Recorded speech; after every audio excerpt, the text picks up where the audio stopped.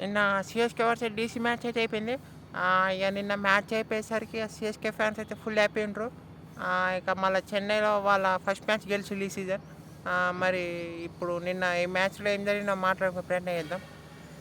మొండగా toss అయితే గెలిచింది. Toss గెలిచి అటు ఢిల్లీ అయితే బౌలింగ్ అయితే ఎంచుకున్నది. వాళ్ళ టీంలో 2 చేంజెస్ ఉన్నాయి సర్ప్రైజింగ్‌గా. నేను నితీష్ రాణా ప్లేస్‌లో అశుతోష్ అన్న, కరుణాకర్ అన్న వస్తారనుకున్నా. అశుతోష్ నేర్చుకున్నారు. ఇంకా మళ్ళీ విప్రజీయం నాడియాలి. ఆకిబ్ నవిదాన్ని ఆడిచ్చిళ్ళు. సో ఇది కొంచెం సర్ప్రైజింగ్ మూవీ అనుకున్నా. కానీ ఆపి నవిదార్ కూడా చేశారు కాబట్టి ఓకే అనుకున్నా. మీకు ఇటు చెన్నై టీం మాట్లాడుకుంటే డెవలపర్స్ వచ్చిండు అనుకున్నట్టే. కానీ వచ్చిన పాపం బ్యాటింగ్ అయితే చేసే ఛాయిస్ అయితే రాలే. ఇక మళ్ళా ఇంకా అఖిల్ హుసేన్ వచ్చిండు మ్యాట్ ఎంట్రీ ప్లేస్లో.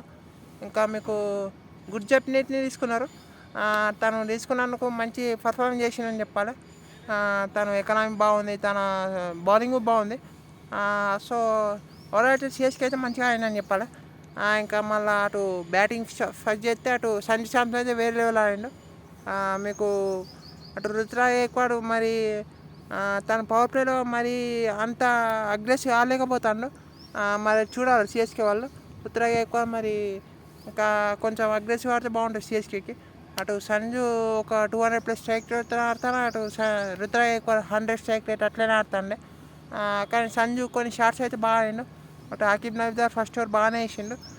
మీకు నెక్స్ట్ ఓవర్లో కూడా బాగానే వేస్తాననిపిస్తా అంటే మీకు ఇక్కడ సంజు కొన్ని ప్లేస్మెంట్ చేసిండు.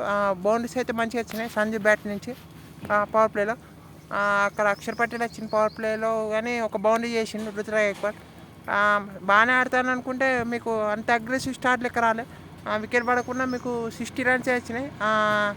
సంజు అంత మంచిగా ఆడి అక్కడ రుతురాజ్ గైక్వాడ్ స్టడీ ఇంకొంచెం అగ్రెసివ్ ఆడితే ఇంకొంచెం బాగుండు కావచ్చు. మరి చూడాలి సిఎస్కే వాళ్ళు. ఇంకా మరి పవర్ ప్లే అయిపోయిన తర్వాత రుతురాజ్ గైక్వాడ్ కూడా అవుట్ అయ్యిండు. రుతురాజ్ గైక్వాడ్ అయిపోయిండు. ఇక ఆయుష్ మాత్రే.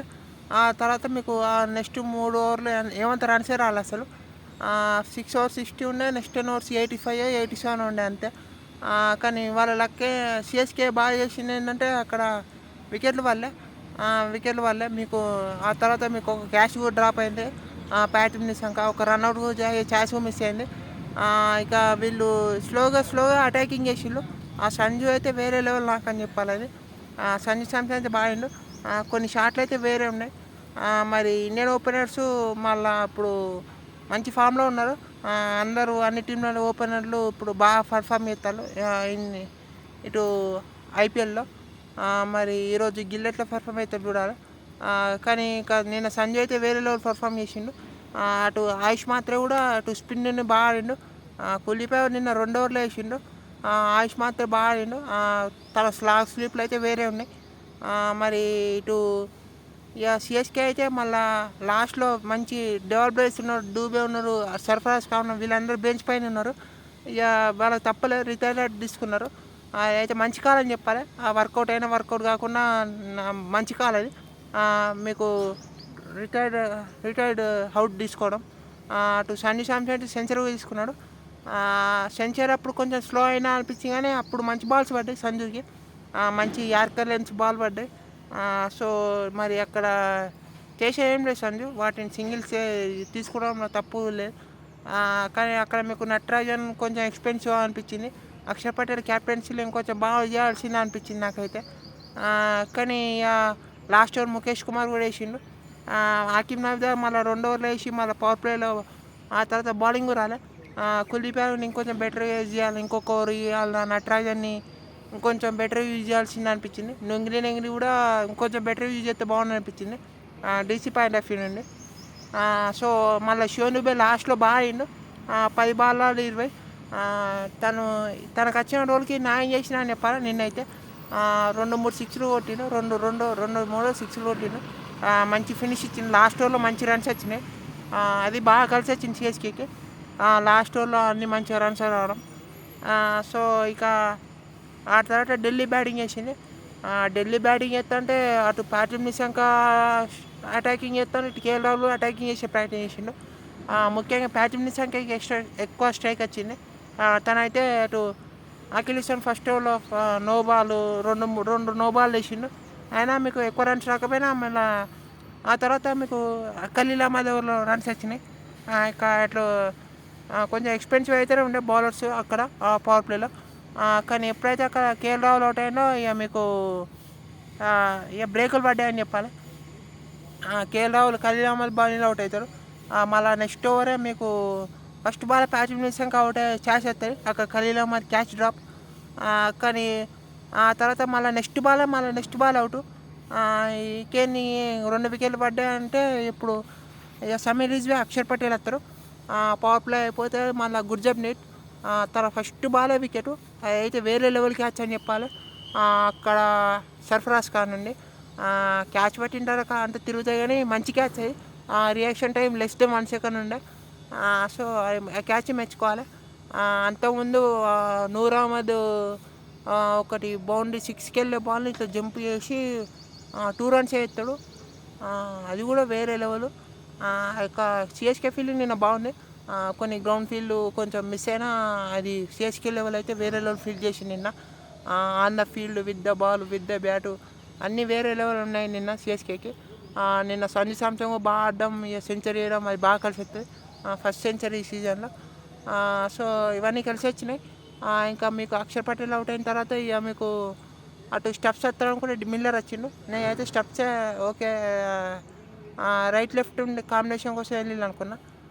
అటు మిల్లర్ వస్తాడు. మిల్లర్ కూడా ఆడే ప్రయత్నం చేస్తాడు. మిల్లర్ ఆడే ప్రయత్నం చేస్తాడు. ఇటు ఇంకో ఎండ్లో మీకు ఎక్కువ రన్స్ రాలే. అటు రిజ్వీ కూడా అవుట్ అయ్యిండు. అటు రిజ్వీ అవుట్ అవుతాడు. రిజ్వీ ఇటు స్టెప్స్ మళ్ళా మిల్లరు చిన్న పార్ట్నర్షిప్ చేసే ప్రయత్నం చేస్తాడు. ఓవర్ టర్న్ వస్తాడు. ఓవర్ టర్న్ అయితే వేరే లెవెల్ స్పెల్ ఎత్తాడు. మిల్లర్ బాల్ అయితే వేరే లెవెల్. స్లోవర్ వన్ వస్తాడు అనుకుంటే అక్కడ మీకు ఫాస్ట్ బాల్ 140 కిలోమీటర్స్ వస్తుంది.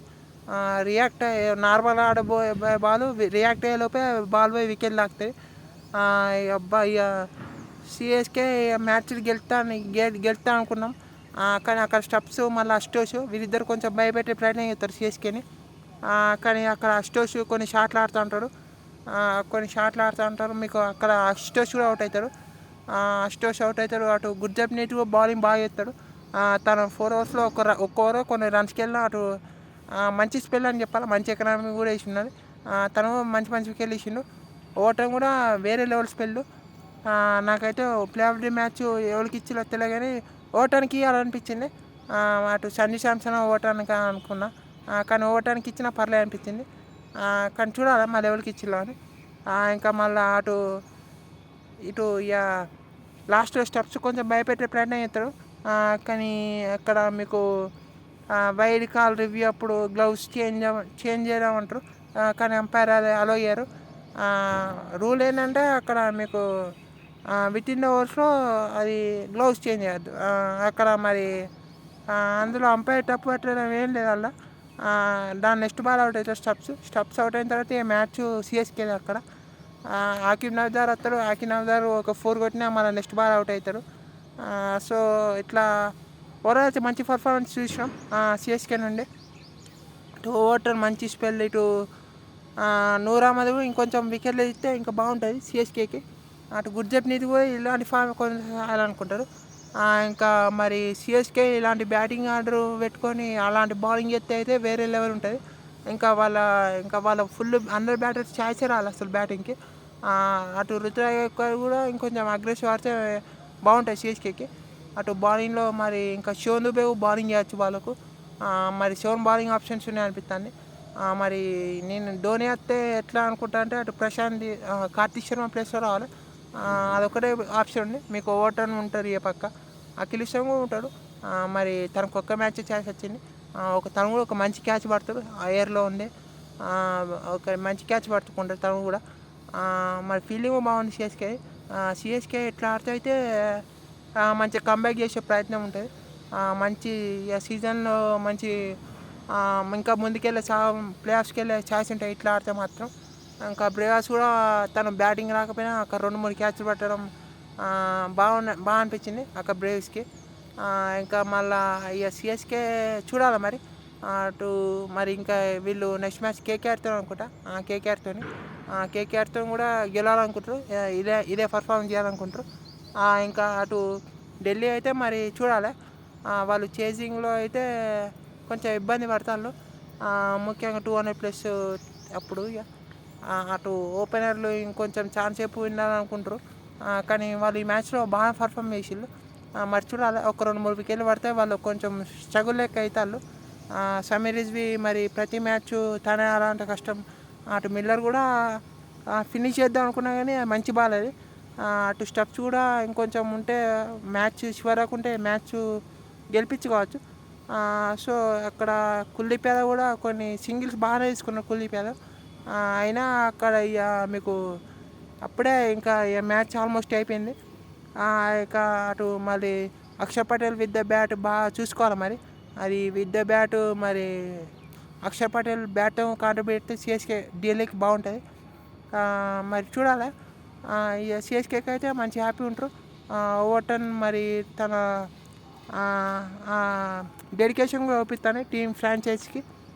సో ఇంకా సర్ఫరాజ్ ఖాన్, సంజు శాంసన్ వీళ్ళందరి ఫ్రాంచైజ్కి డెడికేషన్ బాగున్నాయి. చూడాలి మరి వీళ్ళు నెక్స్ట్ మ్యాచ్ ఎట్లా ఆడతారని. ఢిల్లీ అయితే మళ్ళీ ఇవన్నీ మర్చిపోవాలి. ఇక మర్చిపోయి మళ్ళీ నెక్స్ట్ మ్యాచ్ బాగా ఆడాలి. కొంచెం లక్ ఢిల్లీకి లేదా సిఎస్కే గెలిచి వచ్చిందా అనిపించింది. కానీ అవన్నీ అయితేనే ఉంటాయి.